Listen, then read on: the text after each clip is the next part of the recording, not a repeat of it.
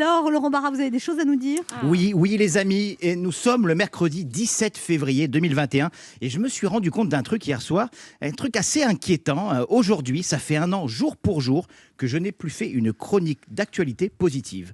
Vous savez, une chronique feel good, comme le disent les jeunes. J'en ai ras-le-bol du Covid, des vaccins d'Olivier Véran. Je veux de la légèreté. Merci de tousser, Anne Romanoff. J'ai une pharyngite. Oui. Je veux de la légèreté. Alors attention, chronique légère ne veut pas forcément dire chronique dénuée de sens et de fond.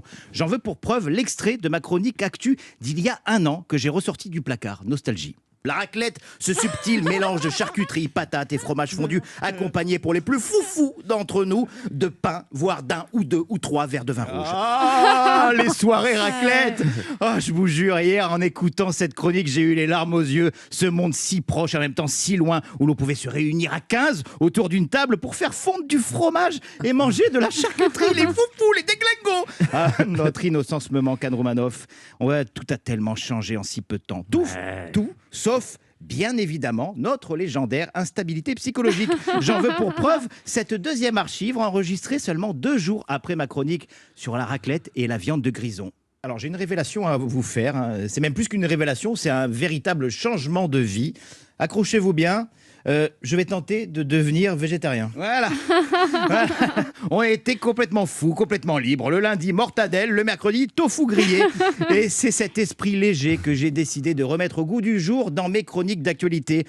Oui, j'en suis convaincu. On peut encore trouver des bonnes nouvelles en 2021. Tiens, pas plus tard que lundi, le professeur Raoult a déclaré: nous n'assistons pas du tout à un rebond de l'épidémie. Ouais, pas de rebond de l'épidémie. Non mais attendez, pas d'affolement. Il faut juste écouter la suite. Non, nous assistons juste à une émergence d'une nouvelle épidémie. Et voilà. Oui, on y croit, allez, on y croit. On y croit. Une autre bonne nouvelle, s'il vous plaît. Oui, le ministre de l'Éducation nationale, Jean-Michel Blanquer, a annoncé l'assouplissement des mesures sanitaires dans les cantines scolaires. Ouais.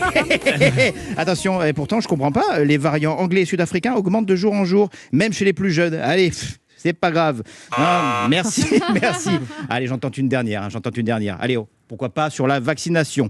Non, il n'y a rien de positif là-dessus. Je suis désolé, Anne, je vous avais promis plus de légèreté, mais hélas, j'ai rien trouvé et ça m'attriste vraiment. Alors, vous devez vous dire que je suis devenu hypersensible à m'attrister comme ça pour un oui, pour un non. Eh bien, vous avez raison.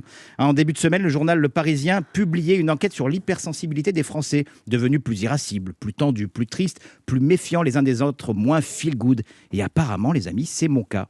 Pourtant, si je devais vous dire quelque chose de positif ce matin, eh bien, c'est que vous me manquez, les gens. Oui, que ce soit mon coach sportif à la salle de sport ou le gars d'1m90 qui s'assoit pile devant toi au théâtre, en passant par la dame du café d'en bas qui parle toujours très fort tôt le matin. Vous me manquez tous.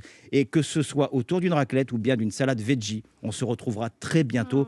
J'y crois sincèrement. Ouais, mais voilà. Tu n'en sais rien. Si. Voilà, j'ai pensé que c'était important de terminer sur une note d'espoir. Parce que dans la vie, comme dans une chronique actu, finalement, l'essentiel, c'est que la fin soit heureuse.